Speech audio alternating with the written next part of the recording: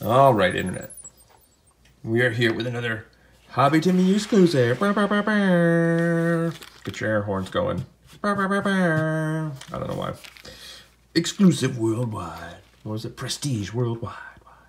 Wide. Who knows what that's from? I know some people are going to know what that's from. Catalina wine mixer. I have a habit of getting this out a little early. I don't think I want that out quite yet. We'll just put you right there. We'll line you up with the top of the frame there. Da-da-da-da. Whoop.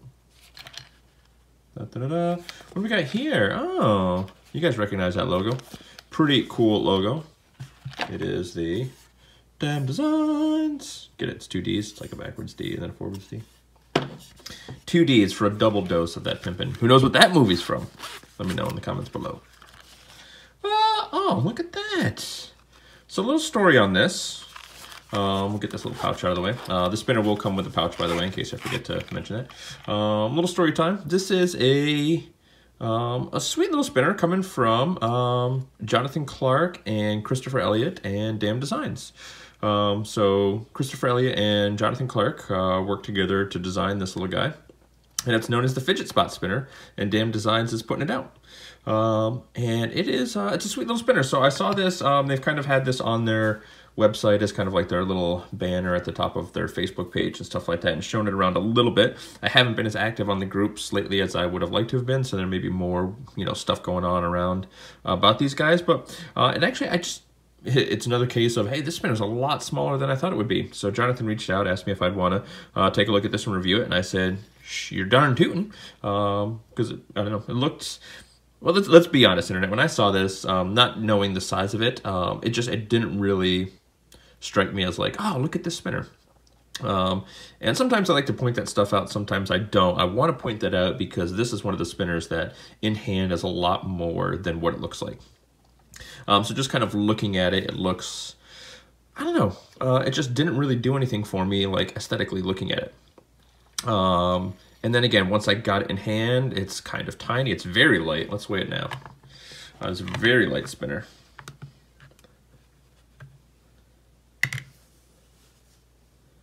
$35 grams, 35.5 grams, so very light. But this spinner has that X factor, everybody. I'm just gonna let you know that right now. It has that little something special. There's something about this design that just really, really works. So it is light. It is extremely fast. It just like takes off. Like I don't even have to like really try, and I feel like I'm going fast on this guy. It just really sings. These buttons are fantastic on here as well. So these are the buttons that are going to come with it. This is more or less a finished version from what I'm told. The only slight difference when we get to taking it apart, you'll see is this one had some glue to hold the bearing in, but that's not required. That once they ship, they won't have that glue. But yeah, this is really good. This is really fast. It's really tiny, all things considered. Maybe it's actually even not really that tiny, just with the amount of material that's here. It's actually pretty light. I mean, this is just 3 arms, the width of that's the same height as the bearing. So let me see here. I guess, yeah, we'll take the old standby, right? Stubby-wise, right? Like it's almost as tall as a stubby, not quite. To give you an idea. So again, pretty light, pretty small, but super fidgetable. So if you like micro spinners, this is a little bigger than a micro spinner, but fidgets a lot like one. And yeah, I guess let's just start getting into the spin on this guy. So there's something about the way these arms extend over a triangle that make fidgeting with this work. It probably has to do with the size of it as well, because it's so light and it's so easy to get moving. As soon as your finger crosses essentially the point, like if I'm pushing straight down here, right, the spinner doesn't move because I'm pushing right towards the bearing. But as soon as I push straight down on this side, like the spinner really just wants to take off. I don't need these finger grooves like jutting outwards to be able to pull it back, because as soon as my finger starts applying pressure here, it starts moving. As soon as I start flicking out, now here, flicking against this, you'd say, yeah, that makes sense. But if I turn it over and my finger in theory should just slide off, it doesn't. Because of, as long as I'm pushing in towards the spinner, because of the weight, and I think it has something to do with the weight and the size, and then this pushing outwards past center to get maybe a little bit more mass, a little bit more momentum going, it just fidgets well. It just really does. Being that it's so light, these are some sharper edges perhaps, but there's no issue of a hot spot. I can reach out and preload off the end of this. But if I flip it over, I can reach out and I can preload off the end of this, no problem. So it fidgets well, man, just because, again, it's light, it's small, it moves, it gets going fast, and it's actually quite a treat to fidget with.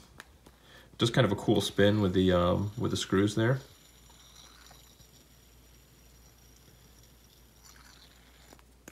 So let's get into some of what else makes this special. So first of all, really excellent buttons.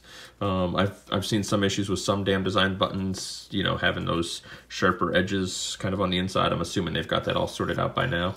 And these are fine. These are excellent, excellent buttons. Really tons of grip.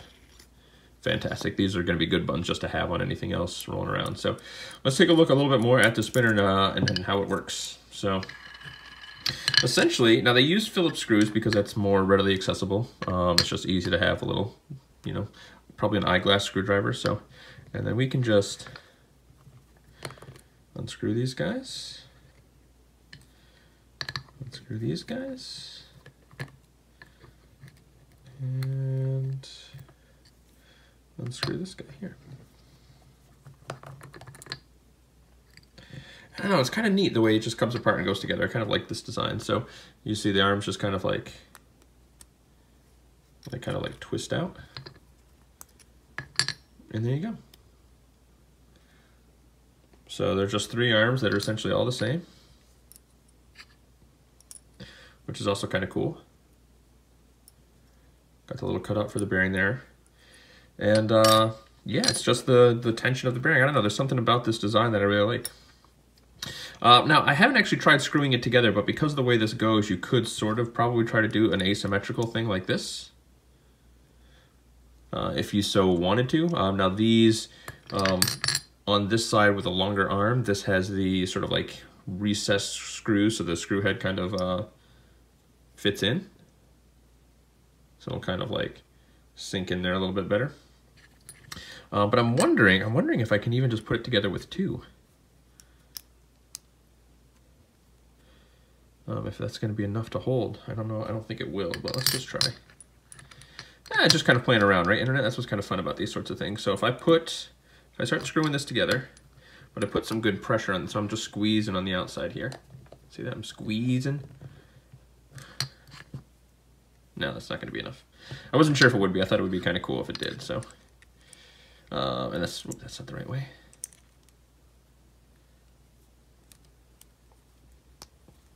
But it fits pretty snug. Now, until you put the screws in, you can move this guy around a little bit. But since it's the same size as the spinner, you just kind of put it together. Screw it back together. Now, it may seem a little finicky and over-engineered, but it's just that's kind of what makes it unique and different, too. Like, I like that idea. I believe they're doing stainless steel, copper, and brass. I'm not 100% sure, but I'm pretty sure, and if they are, then you can start mixing some arms around, you'd get some wobble from the weight difference, but it might look pretty cool. And if you were really trying to be crazy, you could sand the edges down a little bit and probably balance it yourself if you really wanted to. It's not a ton of mass, so it might be kind of easy to balance, all things considered. So, and then again, once it's in there, like that bearing is not going anywhere. Now again, this one has some glue in it. Now, from the way these arms fit together, if you really look, that means we have to get close to my nails, which probably need a trim. This isn't 100% flush, and you can feel a bit of what might be a hot spot or a burr there. Without the glue, I think that should fit a little tighter. But even then, that being said, I don't feel it at all when I'm fidgeting with it. So a couple of things that I thought I might feel, you know, like the screws on the top, they're not 100% flush, but they get recessed in there good enough. There's a little bit more room, but I don't feel like these edges when I'm fidgeting with it. It's sort of like with the Axis Micro, right? Like with this guy, if I really pull on these edges, I can sort of feel an edge this way, but when I fidget with it, that's not how I fidget, and I won't feel that. So, well, that's quite the difference spinning something like this, big and heavy. Oh, wait, here, let's do this.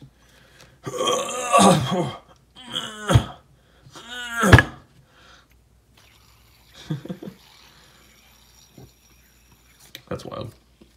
Anywho, really dig this guy. So this is going up on, I believe it's pre-order, but it's going to be March 10th. I'm going to try to work with Jonathan to get this video to kind of come out, hopefully real close to the drop. So in theory, what can happen now is I'm recording this a little bit early, but in theory, you guys can go over to... it'll probably be on the Damn Design site. Actually, if I just realized, I don't know what site they're actually going to be dropping it on.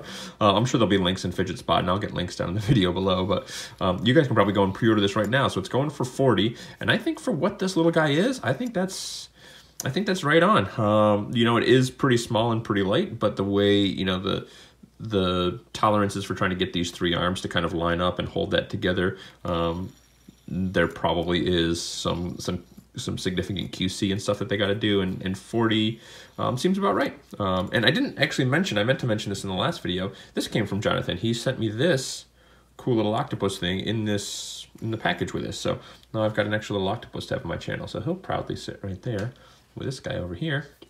So big shout out to him. And then obviously spinner gear, or Success Gear spinner boards, old Cody, and then that's a Carver's Customs mat, y'all. Giving everybody the shout outs in this video. Why not? We appreciate all the love that the Hobby Timmy channel gets, so I like to give it back to y'all. So, but yeah, great for like not preloaded flicking, hard two-handed flicks. Still has a pretty good gyro, all things considered. But yeah, it's just light. It's fun. It's pocketable. It seems like this to me is something that's significantly different enough, and there isn't really anything else like it. At this point, that's what I start to look for more in the spinner scene. Is like what is going to be different enough to warrant a purchase? Like what else is going to fill out my collection if you've been spinning for a while and your collection's kind of filled out like mine is. As much as there's new stuff that comes out, like if that had come out 6 months ago and I hadn't had it yet, that would be the one I would buy, but I don't know if it really fills in the holes for other things, right? But then every once in a while, something like this comes along that is significantly different enough that I think is worth having. And it's kind of fun to tinker with, right? You get a screwdriver, you can take it apart, put it together, and mix up the arms if you get a couple. So I got to give this guy a full 2 thumbs up recommendation as well. Now it would, you know, a couple warnings or caveats to that. Again, like I mentioned, it is light. If you like light spinners or micro spinners, you're going to be happy. If you don't, you might not. But again, this one caught me by surprise because looking at it aesthetically, like I was saying, like that's why I wanted to point that out. I was kind of like, it didn't really do a lot for me, but in having this in hand, it's actually just a treat. It really is. So, yeah, I think that's about all we got to say. I think that's about all we got to say on this one, Internet. Damn Designs, Jonathan Clark, Chris Elliott's Fidget Spot Spinner. And get yourself over to the Fidget Spot if you're not on their Facebook group. So it's one of the 3 groups I mainly check out. I should say 4 groups. I like to troll the Woosog. Well, no, there's a bunch more. There's a handful of them out there. But like the Fidget Spot is one of them. Daily Fidget, Spin Space, the Spin City, Fidget HQ group, the FZ Essential Super Bearing, and Wusa are a lot of the groups I look at a lot. But usually when I post my reviews, unless they relate to one of those groups, I'll post on Fidget Spot, Daily Fidget, and Spin Space. So like those are sort of like the top 3 non-specific maker related that I check out. So yeah, there it is, Fidget Spot Spinner. I don't know what else we got to say other than yeah, we dig it. We dig it. It's kind of a cool design, a little bit asymmetrical. So. Dun, dun, dun, dun. All right, Internet, kisses.